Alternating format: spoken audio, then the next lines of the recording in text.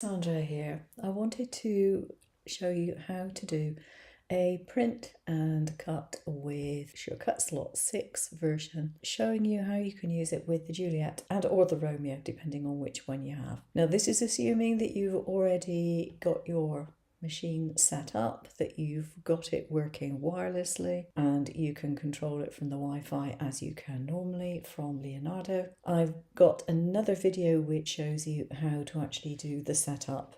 So if you need that, look at that video. I just have 4 circles here, which I've drawn in Cut Slot, spaced them around. And if we go over to the document page and I go to show margins, print margins, you can see that these circles are directly on my print margins.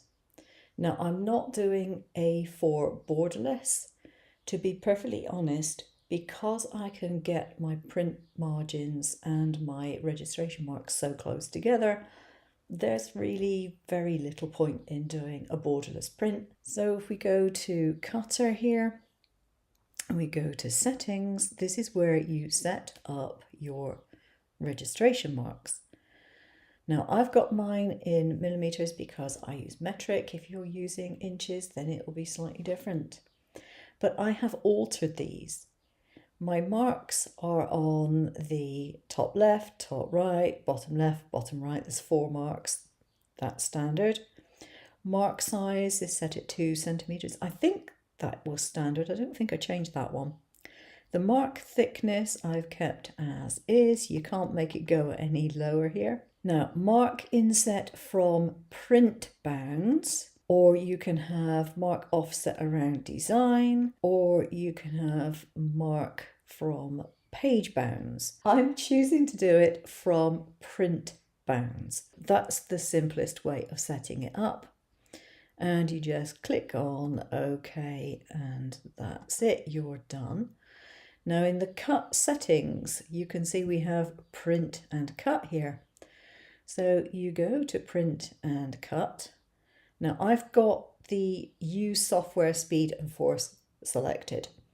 I tend to cut from the software rather than cut from the machine. If I cut from the software all the time, then I don't tend to forget to alter the settings. If I cut from the machine, I frequently do, and then I end up cutting into my mat when I don't want to, okay? So I do tend to do that. And it's all what you see is what you get. But you click on a print and cut. And here you've got print, so you just press that and it's going to print your image. Now, one thing that you do have to do is to make sure that you know which is the top and the bottom if you do not have your items in the same place. So if it's not central to the page, you need to know which is the top and the bottom. Now, as I speak, I don't know if the version that comes out is going to have a number or a cross or something or other in the bottom left corner for the print to be done. I have suggested it and it may well crop up. It may be something that happens in the future, or it may never happen. I don't know. So if you don't know which is the top and the bottom, I suggest you put some kind of mark within your design, somewhere outside of the cut marks, just as a print and cut print, so that you'll be able to see where you need to put your design on your mat. If you put it upside down and it's not instantly obvious that it's upside down, then your cuts are possibly not going to be in the correct place. So you send it to print, and then the next thing you do is you say start scan once you've got it on your mat. Now, it does say to position the carriage so that it's over the first printed registration mark at the bottom left of the design. And then you click Start Scan to start the auto scan. Now this is going to scan it for you. And then it will finish doing the scan and then it will start to cut it out. And I'm going to show you now the result of this particular print and cut.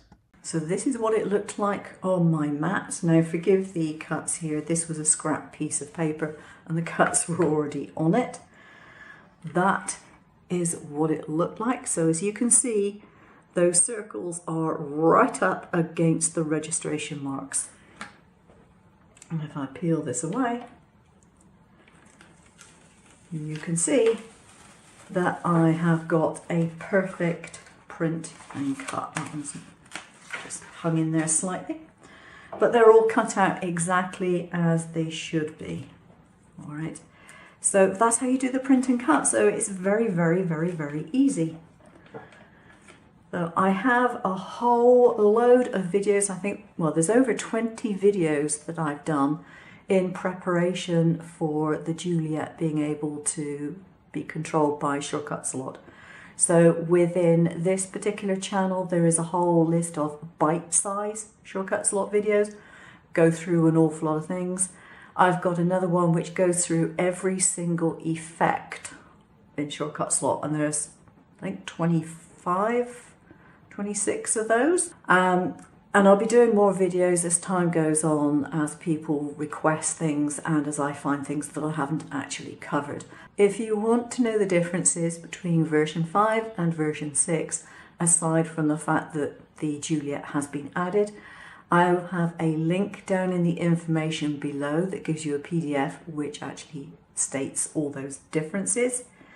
And I also have a link there for the features of the Pro version as opposed to the normal version of Shortcut Slot. So, you know, if you need that information, look at those links, download the PDFs, and, you know, make use of that information, because it's important that you know what you're actually buying. If you've not used Shortcuts a lot before, you can actually download a 2-week trial version from their website, CraftEdge. I'll leave a link to the website down below as well. My thanks go to Sandy for the information in PDF format. She's the one who writes all the manuals on these things and puts it into language which can be understood. So there we go, print and cut with Shortcut Slot for the Juliet and the Romeo. Take care now.